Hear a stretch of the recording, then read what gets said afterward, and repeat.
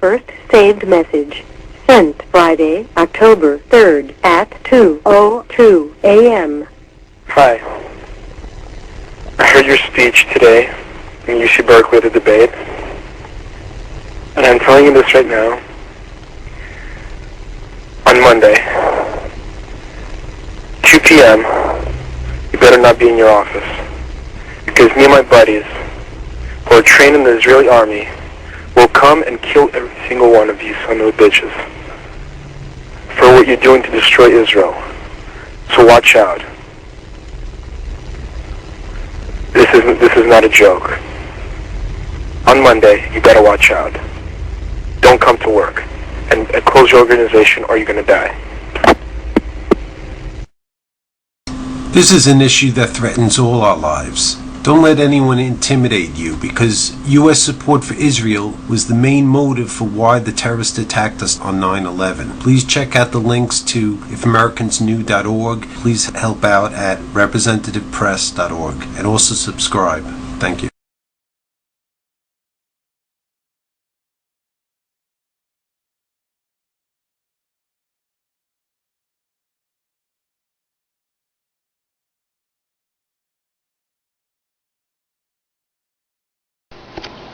As you know, in 2006 we engaged the operation against Hezbollah. In response to Hezbollah, that one day, 12th of July, they started bombarding Israeli cities and kidnapped 3 of our soldiers. Me and my division went in to fight Hezbollah, and there was one incident that reflects Hezbollah mentality in fighting, to explain you what we're dealing with behind the stories and the newspapers.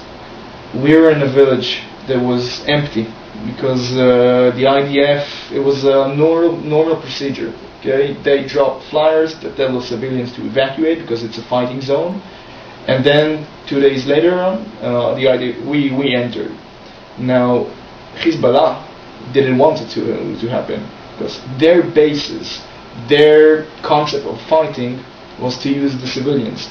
The only evidence is that we found ammunition in houses. We found tunnels under the streets. All their facilities, their military facilities, were in the villages. And we entered the village. No one was there. And by saying no one, not even dogs and cats.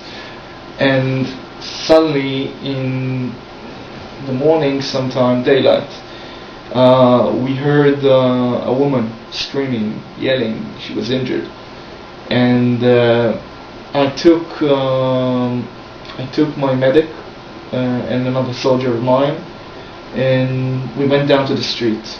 And it's putting ourselves in danger because it's daylight and we're right there in the open ground. We got a little bit closer, crawling, and about 50 meters from her, she was lying in the middle of the street. We took the scope and we saw that she was wired with the suicide belt, lying there. We had no choice, I had no choice as the officer, and we pulled back. And seeing that, the cynical usage of civilian, and she was injured, I don't know from what, but somebody, and this is the fact, somebody took her, put a belt on her, a suicide belt, and sent her towards us, knowing that we will come and trying to treat her. This is why I took the medic with me. And in the moment that we were supposed to get closer, she was supposed to blow up.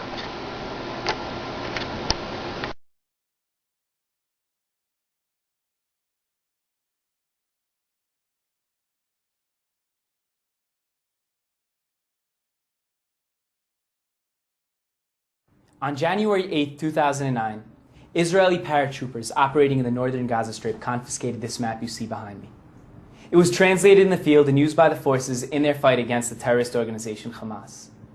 What this map proves is the way in which Hamas deliberately puts its own people directly in the line of fire, using them as human shields in their battles. What we see here is the Al-Tatra neighborhood of Gaza City. This neighborhood was divided into 3 areas of operation: the green, the blue, and the red. In each of these AOs, we have different dots symbolizing snipers and various types of IEDs, improvised explosive devices, both anti-personnel and anti-tank. I want you to notice how densely packed this neighborhood is, how close the homes are to one another, and how these IEDs are placed directly in between them and by their entrances. Now I want to focus your attention to this up here, right next to the Al-Tawhid Mosque outside of Shuhada Square. This sniper is positioned next to the entrance of the mosque, these arrows symbolizing his direction of fire. Another thing I want you to notice is this gas depot right down here. And that red dot down there is an IED, anti-tank.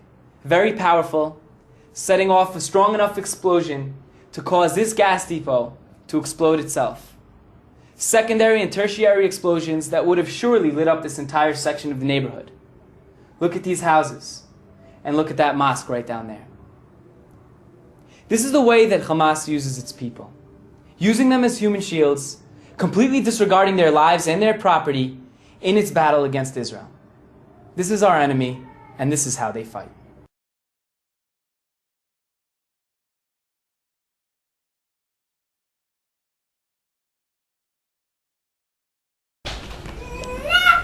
Throughout the whole operation, the orders and the whole way we acted was really dealing with civilians with the most delicate form, and although we were forced to walk in and come in with a lot of power and a lot of force, we also made the biggest efforts to minimize any civilian casualties.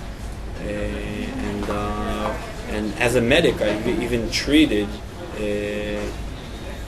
civilians on the other side that were hurt because of their fault or because of our fault, but they were civilian, they were people, and we took care of them.